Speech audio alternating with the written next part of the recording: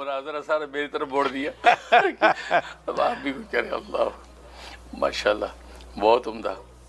اللہ بے شک بالکل آپ نے صحیح اس نے فرمایا کہ بھئی یہ سوشل میڈیا کے اوپر جو ہے اس مناظرے کی خوب جو ہے وہ زور شور چل رہا ہے. بالکل. اور مفتی شمائل ندوی زیدہ لطف نے فتح حاصل کی. سب سے پہلے تو خیر میں مفتی شمائل ندوی صاحب آپ کو مبارکباد پیش کرتا ہوں.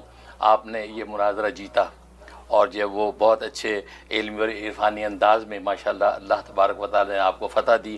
اور جاوید اختر صاحب جو شکست خوردہ ہوئے، جاوید اختر صاحب آپ کے لیے میں دعا گو ہوں کہ اللہ تبارک و تعالی آپ کو جو ہے وہ نور ایمانی سے منور فرمائے اور آپ بھی اس نتیجے پر پہنچ جائیں کہ اللہ تبارک و تعالی واقعی ایگزسٹ کرتا ہے اور آپ اس پر ایمان لے آئیں.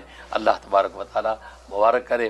اور اس میں شک نہیں کہ مفتی شمائل ندوی صاحب نے ماشاءاللہ بڑے خوبصورت انداز سے اور بہت ہی لمیٹڈ ٹائم کے اندر بہت اچھی گفتگو کی. اور ظاہر ہے کہ خاص طور پر سامعین کو اور بلکہ دنیا بھر کے جتنے ناظرین تھے ان کو وہ بات سمجھ میں آ گئی کہ واقعی اللہ تبارک و تعالیٰ کا وجود ہے اور وہ وجود باری تعالیٰ کے قائل ہوئے ہیں.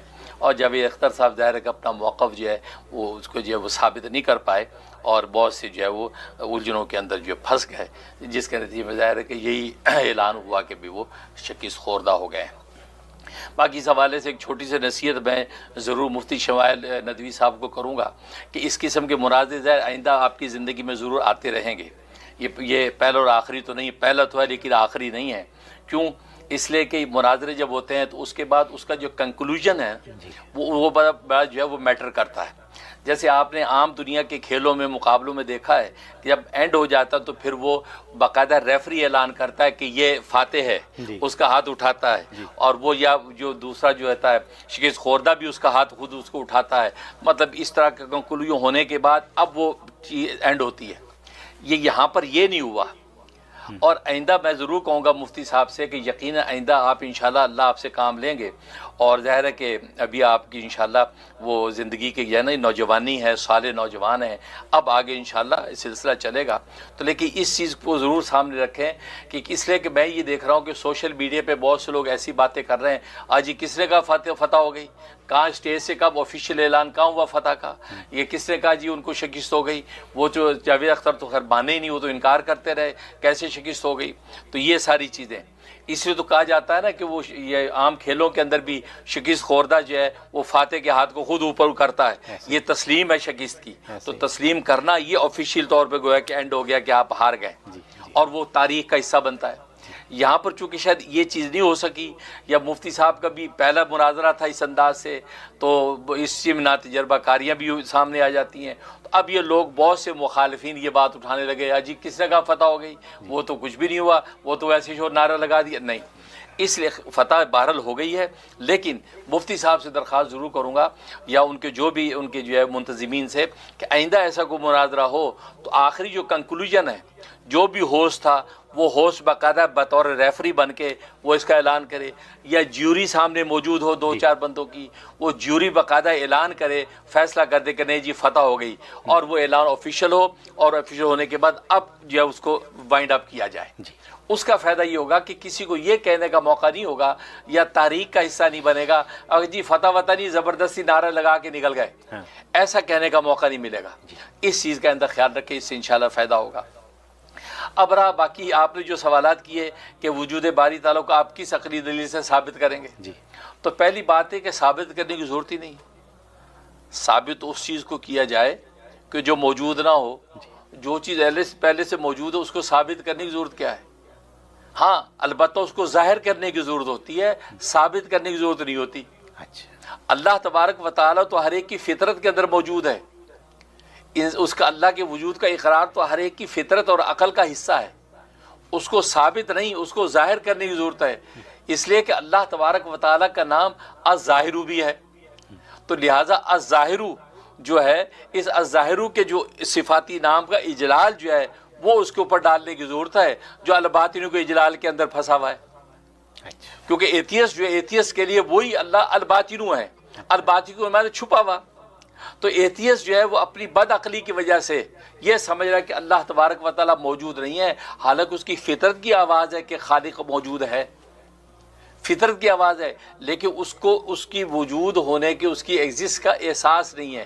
وہ باطن جو اللہ کا نام، اس کا اجلال اس کے اوپر پڑا ہوا ہے، اس لیے اس کو پتہ نہیں چل رہا۔ اب کیا ہے، اب اس کے اوپر الظاہرو کا اجلال ڈالنے کی ضرورت ہے تاکہ پتہ چل جائے وہ ذات اتنی ظاہر ہے کہ کائنات کے ذرے ذرے سے ظاہر ہو رہی ہے، صحراؤں کے ذرے گواہی دے رہے کہ وہ ہے، فضاؤں کے نباتات کے پتے گواہی دے رہے کہ وہ ہے، آسمان کی بلندیاں زمین کی وسعتیں گواہی دے رہی کہ وہ ہے، پانی کے روانیاں اور دوڑنے والے جراثیم تک اس کے گواہی دے رہے کہ وہ ہے۔ تو وہ ہر چیز اس کی خالقیت کا اقرار کر رہی ہے، لہٰذا وجود باری تعالیٰ کو ثابت کرنے کی نہیں، ظاہر کرنے کی ضرورت ہے۔ جیسے مفتی شمائل ندوی صاحب نے اس کو ظاہر کر دیا اور بتا دیا کہ ہاں جی وہ خدا ہے، ایگزسٹ کرتا ہے۔ خیر، تو اس لیے جو اس کو ظاہر کرنے کی ضرورت ہے، اس کو کرنے کی ضرورت نہیں۔ کیوں کہ میں نے جیسے کہا کہ اس کی انسان کی فطرت ہے۔ کیونکہ ایک بات یاد رکھیں، ہماری ساری جو زندگی ہے یہ اثر اور مؤثر پر چلتی ہے، سبب اور مسبب پر چلتی ہے، علت اور معلول پر چلتی ہے۔ جب کوئی اثر ہمارے سامنے آتا ہے، اس اثر کو دیکھ کے ہم اس کے مؤثر تک پہنچتے ہیں، جب کوئی مسبب دیکھتے ہیں اس کے سبب تک پہنچتے ہیں، ایسے ہی جب کوئی معلول دیکھتے ہیں اس کی علت تک پہنچتے ہیں۔ ٹھیک ہے نا؟ تو یہ ہماری زندگی اثر اور مؤثر پہ ہے۔ تو مثلا یہ ایک ٹیبل ہے، اب یہ ٹیبل سے ہمیں اس کا رنگ آنکھوں سے نظر آ رہا ہے، اس کی موٹائی آنکھوں سے نظر آ رہی ہے، اس کی نرمی سختی چھونے سے ہمیں نظر آ رہی ہے، لیکن یہ بنایا کس نے ہے؟ کسی نے تو بنایا ہے نا، اس کا بنانے والا تو کوئی ہے۔ یہ ہماری عقل و فطرت میں موجود ہے کہ بنانے والا کوئی ہے، پر ہے کون؟ اس کون کے اوپر جو ہمیں سوچنے کی ضرورت ہے وہ کون بنانے والا ہے اس کو۔ ٹھیک، یہ ساری بحث ہے۔ تو دیکھو یہ اثر ہے ہمارے سامنے، اس کا مؤثر ہمیں ڈھونڈنا ہے۔ جیسے دھواں، دیوار کے پیچھے دھواں نظر آئے، ہم دھوئیں دیکھ کے کہتے فوراً کہتے آگ ہے، حالانکہ آگ ہم نے دیکھی نہیں ہے۔ کمرے میں دھوپ آتی، دھوپ دیکھ کے کہتے سورج نکل آیا، حالانکہ سورج ہم نے دیکھا نہیں ہے۔ تو دیکھو ہم اثر کو دیکھ کے مؤثر تک پہنچ گئے۔ تو جب دنیا کے ہر معاملے میں، ہر نظیر میں ہم اثر سے مؤثر تک پہنچ جاتے ہیں۔ اب جیسے ایک انسان سامنے آیا، انسان کو دیکھتے ہم سوچتے یار اس کا کوئی ابا ہوگا، اس کے ابا کو دیکھا تو سوچا یار اس کا بھی کوئی ابا ہوگا، تو اس کو دیکھ کے بچے کو دیکھ اس کے ابا کی طرف ہم پہنچ گئے، وہ اثر ہے اور ابا اس کا مؤثر ہے۔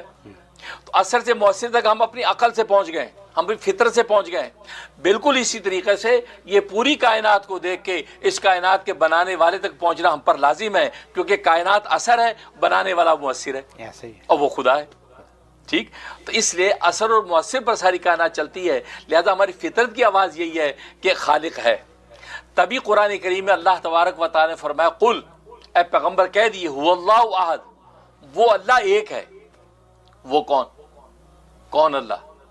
کہاں اللہ؟ ہوا ضمیر ہے، یہ اس میں ضمیر ہے، یہ ناؤن نہیں، پرو ناؤن ہے۔ تو اس کا ناؤن کہاں ہے؟ اس میں تو ناؤن ہے ہی نہیں۔ وہ اللہ۔ اب دیکھو میں آپ کو کوئی وہ کتاب، وہ آدمی آیا تھا، آپ فرق کہ کون آدمی؟ آپ کہ وہ کتاب میں نے پڑھی، آپ کہتے جی کون سی کتاب؟ تو یہ تو ایک وہ آپ اس ضمیر سے ناؤن تک پہنچنا چاہیں گے نا کہ یہ کون آدمی؟ ایسی اللہ نے کہا قل هو اللہ احد، وہ اللہ ایک ہے۔ پھر کون اللہ؟ یہ وہ اللہ جو آپ کی فطرت کی آواز ہے، جو آپ کی فطرت کی آواز ہے، کیونکہ جیسے میں نے بتایا کہ ہر اثر مؤثر کو مانگتا ہے۔ ٹھیک ہے نا؟ بالکل اسی طریقے سے ہماری فطرت کے اندر یہ ہے کہ ہمیں بھی بنانے والا کوئی ہے، وہ ہمیں جو بنانے والا وہی اللہ۔ اس کے بارے میں پیغمبر سے کہا کہ آپ ان کو کہہ دیجئے وہ اللہ جو تمہاری فطرت کی آواز ہے، تمہاری فطرت کے اندر گویا کہ وہ اللہ کا اقرار موجود ہے، وہ اللہ ایک ہے۔ تم 365 خدا بنا کے بیٹھے ہو بیت اللہ کے اندر، لیکن وہ 365 نہیں، وہ ایک ہے، وہ اللہ احد۔ اور ایک بھی نہیں، احد کا مطلب یکتا، اکیلا ہے، ایک یکتا ہے، اس کے اندر کسی قسم کی تجزی اجزا نہیں ہو سکتے، وہ ایک ہے، تنہا۔ تو دیکھو یہ ہوا کیا کہ اللہ نے وہ فطرت کی آواز کا اشارہ کیا ہے کہ وہ اللہ ایک ہے۔ تو معلوم یہ ہوا کہ یہ اللہ تبارک و تعالیٰ کے وجود کا جو اقرار ہے یہ تو انسان کی فطرت کی آواز ہے۔ جو آدمی اس وجود باری تعالیٰ کو نہیں مانتا، انکار کرتا ہے، وہ تو گویا کہ انسانی مرتبے سے بھی بدتر ہے، کیونکہ اگر یہ مسئلہ آسمانی ہوتا تو اللہ تبارک و تعالیٰ آسمانی کتابوں میں اس کو ذکر فرماتے، اللہ نے کسی جگہ پہ اس وجود باری تعالیٰ کے مسئلے کے انکار پر کوئی دلائل نہیں دیے کہ یہ انکار کر رہا ہے اس کو یہ جواب دو یہ جواب دو. اللہ نے ہر جگہ توحید بیان کی ہے. ایسے ہی ہے. وہ ہے جو تمہاری فطرت میں آواز ہے، وہ یہ ہے ایک، وہ 360 نہیں ہے. وہ ایک کون ایک ہے؟ وہ سورج نہیں ہے، وہ درخت نہیں ہے، وہ آگ نہیں ہے، وہ پانی کی روانیاں نہیں ہیں، ٹھیک ہے نا، وہ بت نہیں ہے. وہ کون ہے؟ وہ اللہ. هو اللہ ہوا، وہ اللہ ایک ہے. تو اللہ ہے. تو گویا کہ اللہ تبارک و تعالیٰ نے تو گویا کہ یہ فطرت کی آواز کی اشارہ کیا ہوا سے. کیوں؟ اس لیے کہ ساری کی ساری کائنات اسی کی گواہی دے رہی ہے کہ وہ اللہ ایک ہے. تو لہذا جو لوگ میں یہ سمجھتا ہوں کہ جو لوگ اس کا انکار کرتے ہیں وجود باری تعالیٰ کا، وہ انسانیت کے مرتبے سے بھی بدتر ہے، حیوانی مرتبے سے بھی نیچے. اولئک کالانعام بل هم اضل، بلکہ وہ چوپاؤں کی طرح، چوپاؤں سے بھی بدتر ہے. کیونکہ چوپائے بھی ان کے بارے میں بھی اللہ نے قرآن میں کہا، پوری کائنات کے بارے میں قد علم صلاتہ و تسبیحہ، پوری کائنات نے، تو تمام مخلوقات نے اپنی نماز سیکھ لی، اپنی تسبیح سیکھ لی ہے. اس اللہ کی تسبیح کرتی ہے، اس اللہ کی نماز پڑھتی ہے ہر مخلوق. یعنی صحراؤں کے ذرے بھی، درختوں کے پتے بھی، دریاؤں کے پانی کے قطرے بھی، وہ سب اللہ تبارک و تعالی کی تسبیح و نماز پڑھتی ہیں، کہ وہ وجود باری کو مان رہی ہیں. اور یہ ایتھیسٹ یہ جو انکار کر رہا ہے، یہ گویا کہ ان حیوانوں سے بھی بدتر ہے کہ وجود باری کا انکار کر رہا ہے. کیونکہ وجود باری کا انکار کرنا یہ انسانی مسئلہ نہیں بلکہ حیوانیت سے بھی بدتر بات ہے، بدتر بات ہے. کیونکہ اگر یہ انسانی مسئلہ ہوتا اللہ قرآن میں اس کا ذکر کرتے. اللہ تبارک و تعالیٰ اپنے وجود کو ثابت کرنے کے لیے وہ اس کے اوپر عقلی دلائل دیتے اور انکار کرنے والوں کی نفی پر دلائل پیش کرتے. نبی کریم صلی اللہ علیہ وسلم جو ہے وہ اس کے بارے میں عقلی دلائل سے اس کی نفی کرتے. یہ ذکر ہی نہیں کسی کتاب میں، ہر جگہ توحید کا ذکر ہے. اس کا مطلب ہے کہ وجود باری تعالیٰ ایک فطرت کی ایسی آواز ہے کہ جس کا انکار ممکن نہیں ہے، کوئی کر ہی نہیں سکتا. لہذا انڈرسٹوڈ ہے، اس لیے اس پر کوئی بات ہی نہیں کی گئی. ہاں توحید پر بات کی گئی کہ وہ جو اللہ وہ ایک ہے، وہ ایک سے زیادہ نہیں ہے. ٹھیک ہے. اس لیے حضرت حکیم الامت تھانوی رحمۃ اللہ علیہ فرماتے ہیں کہ اس لیے قرآن اور حدیث کے اندر اس وجود باری تعالیٰ کے اوپر کوئی عقلی دلائل پیش نہیں کیے گئے. کیوں؟ اس لیے خود عقل اور فطرت کے اندر ہی موجود ہے یہ بات کہ انسان اپنی کسی کی خالقیت کا اقرار کرے کہ وہ فلاں میرا خالق ہے. ٹھیک ہے. لہٰذا جو ہے تو معلوم یہ ہوا کہ جیسے دنیا کے اندر اثر و مؤثر، یا آج کی زبان میں کاز ایفیکٹ، اب ایفیکٹ کو دیکھ کے آپ فوراً کاز کو پہنچتے ہیں. یعنی ایک ڈاکٹر کے پاس گیا، بخار ہوا، مریض کو چیک کرتا، یہ بخار ایک ایفیکٹ ہے، اس کے کاز کو پہنچتا ہے. او اچھا سردی لگ گئی، او اچھا یہ گرمی کا بخار ہو گیا. تو کوئی بھی کاز ایفیکٹ سامنے آتا تو انسان کاز تک پہنچتا ہے. تو دنیا کاز ایفیکٹ کا جب مجموعہ ہے تو یہ پوری کی پوری کائنات ایک ایفیکٹ آپ کے سامنے جب آیا، سورج کا نکلنا اور غروب ہونا، چاند سورج ستارے، ساری کائنات، یہ ایفیکٹ جب سامنے آیا آپ کو کاز تک پہنچنا چاہیے. جب کاز تک پہنچیں گے وہی خدا ہے، وہی اللہ ہے جس سے کائنات بنائی. لہذا وجود باری تعالیٰ کو یہ ثابت کرنے کی ضرورت نہیں، یہ آلریڈی ثابت ہے، اس کو ظاہر کرنے کی ضرورت ہے. اس لیے کہ ایتھیسٹ جو ہے وہ الباطنوں کا اجلال ایسا آ چکا ہے کہ وہ بالکل اندھا ہو چکا ہے، اس کو نظر نہیں آ رہا کہ خدا ہے. کیونکہ اندھے کو جیسے اپنے پاس بیٹھا نظر کوئی نہیں آتا، ایسے ایتھیسٹ دل کا اندھا ہوتا ہے یا سر کی آنکھوں کا اندھا ہوتا ہے، لہذا اس کو نظر نہیں آتا. لہذا اس کے اوپر ظاہر جو اللہ کا نام ہے اس کے اجلال ڈالنے کی ضرورت ہے، جس کے اس کے اندر جو فطرت کی آواز ہے وہ جاگ جائے اور وہ مان جائے کہ واقعی خدا ہے. سبحان اللہ. اور یہ کچھ ہے جاوید اختر کے ساتھ ہم کر رہے ہیں کہ جاوید اختر صاحب ابھی سوچ لیں کہ فطرت کی میری آواز ہے کہ اللہ ہے اور اس کو ہمیں ماننا ہے.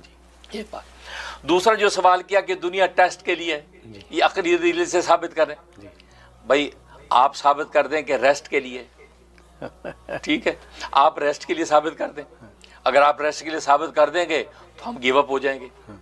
آپ ریسٹ کے لیے ثابت کیوں نہیں کرتے؟ ٹھیک ہے نا. اور اس پر اعتراض کرتے کہ ٹیسٹ کے لیے ہے تو ثابت کریں. بھئی اگر ریسٹ کے لیے ہے تو پھر آپ مرضی سے جیتے مرتے کیوں نہیں ہیں؟ اگر ریسٹ کے لیے ہے تو آپ مرضی سے جیتے مرتے کیوں نہیں ہیں؟ آپ مرضی سے جو ہے فصل اگاتے تو مرضی سے اگتی اور اجڑتی کیوں نہیں ہے؟ ٹھیک ہے نا. اور بارش مرضی سے اترتی اور تھمتی کیوں نہیں ہے؟ یہ دنیا کے اندر کتنا کچھ ہوتا نظر آ رہا ہے. ایون انسان بچے پیدا کرتا ہے، وہ مرضی سے بچے پیدا کرتا کیوں نہیں ہے؟ یا بیلنس کے ساتھ بچے پیدا کرے، 2 بیٹے 2 بیٹیاں، 4 بیٹے 4 بیٹیاں، کہیں بیٹے ہی بیٹے ہو رہے ہیں، کہیں بیٹیاں بیٹیاں ہو رہی ہیں، کہ بیٹے بیٹیاں دونوں ہو رہے ہیں، کہیں کچھ بھی نہیں ہو رہا. زور لگا رہا کچھ بھی نہیں ہو رہا، اولاد ہی نہیں ہو رہی. یہ ساری کی سارے تصرفات یہ آخر کیوں آپ کے اس کے بغیر ہو رہے ہیں؟ مرضی کے. بس یہ بغیر مرضی کے جو کچھ ہو رہا ہے نا آپ کے، یہ اس بات کی علامات ہے یہ دنیا ریسٹ کے لیے نہیں ہے، یہ دنیا ٹیسٹ کے لیے. کیونکہ ٹیسٹ ایگزامینیشن ہال کے اندر جب بیٹھتے ہیں پھر آپ کی مرضی کے مطابق کچھ نہیں ہوتا. ہاں کلاس روم میں بیٹھے ہیں آپ مرضی سے ہاتھ کھڑا کر کے ٹیچر سے کچھ بھی پوچھ سکتے ہیں، سر اس کا کیا مطلب ہے. لیکن جب ایگزامینیشن ہال میں ٹیسٹ دینے بیٹھے ہیں اب آپ کو پوچھنے کا حق نہیں ہے. اب مرضی سے آپ نہ ہل سکتے ہیں نہ اٹھ سکتے ہیں، اور اب پھر اس کے لمیٹیشن ہے. 3 گھنٹے کا ٹیسٹ ہے، 2 گھنٹے کا ٹیسٹ ہے، اس سے زیادہ آپ نہیں بیٹھ سکتے. بیٹھنے کی کوشش کریں پرچہ چھین لیا جاتا ہے. ایسے ہی ہے. ٹھیک ہے نا.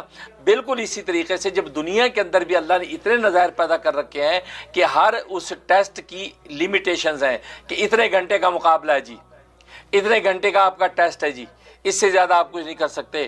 تو ریسٹ کے اندر تو ایسی پابندیاں نہیں لگتی، ٹیسٹ کے اندر ہی لگتی ہیں. اس کا مطلب یہ ہے کہ یہ کائنات کے اندر جب آپ مرضی سے جی نہیں سکتے، مر نہیں سکتے، اس کا مطلب یہ ہے کہ یہ پھر دنیا ٹیسٹ کے لیے ہے. کہتے ہیں لائی قضا چلی لے چلے، لائی قضا لے چلی چلے، نہ اپنی خوشی سے آئے نہ اپنی خوشی سے چلے. تو وہی والی بات ہے. تو یہ اس کے بعد قضا یہ فیصلے کر رہی ہے جو اس بات کی علامت ہے کہ یہ دنیا ٹیسٹ کے لیے، ٹیسٹ کے لیے. ایک دلیل. دوسری دلیل یہ کہ دیکھیں اگر یہ ٹیسٹ کے لیے ریسٹ کے لیے ہے تو دنیا میں جو لوگ اچھا کرتے ہیں برا کرتے ہیں ان اچھوں کو ان کا صلہ اور بروں کو ان کا بدلہ دنیا کے اندر ملتا کیوں نہیں ہے؟ کتنے مظلوم دنیا کے اندر مظلومیت کی چکی میں پھسکی چلے گئے، کتنے ظالم دنیا میں ظلم کرتے کرتے گزر گئے، کوئی پوچھنے والا نہیں. تو یہ آپ کا جو دنیا کے اندر انعام اور انجام کا معاملہ کمپلیٹ کیوں نہیں ہوا؟ پھر ایک آدمی 100 قتل کیے، آپ اس کو گرفتار کر کے اب قتل کرتے ہیں تو آپ نے تو ایک مقتول کے بدلے میں اس کو قتل کیا، باقی 99 کا حساب کون دے گا؟ تو اس کا مطلب یہ ہوا کہ آپ دنیا یہ ٹیسٹ ہے، یہ ریسٹ نہیں ہے. ہاں یہ آگے ایک معاملہ ایسا ہے عدالت عالیہ اللہ کی جہاں اس ایک آدمی جو 100 قتل کیے ہیں اس کو اللہ تبارک و تعالی جہنم میں 100 قتل کی سزا وہاں دے گا. وہاں 100 قتل کی سزا اللہ دے سکتا، ہم نہیں دے سکتے. کیوں؟ ہم جب قتل کرتے تو ایک دفعہ میں قتل ہو گیا، اس کے بعد دوبارہ زندہ کر کے قتل نہیں کر سکتے. اللہ تبارک و تعالیٰ معصوم لا یموت فیہا ولا یحییٰ کی شان رکھیں گے جہنم میں، نہ مریں گے نہ جئیں گے. وہاں اللہ تبارک و تعالیٰ جلدیں بدل بدل کے ان کو عذاب دیتے رہیں گے تاکہ دنیا کے اندر جتنا ظلم کیا اس کا پورا پورا بدلہ ہو جائے، کیونکہ اللہ عادل ہے اور عدل سے ہٹ نہیں سکتے. سبحان اللہ. لہٰذا اس لیے یہ اس بات کی علامت ہے کہ یہ دنیا ٹیسٹ ہے، یہ دنیا ریسٹ نہیں ہے. ریسٹ کی جگہ آخرت میں جنت ہے جہاں انسان ریسٹ کرے گا، وہاں کوئی لمیٹیشن نہیں ہے تلذذات کی، جینے کی، کھانے کی. انسان